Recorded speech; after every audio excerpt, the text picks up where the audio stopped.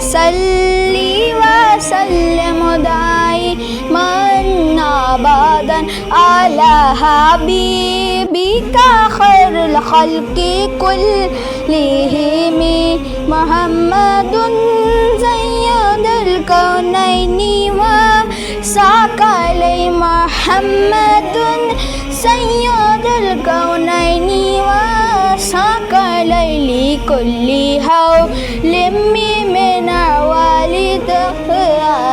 والدي مولاي صل وسلم أبدا.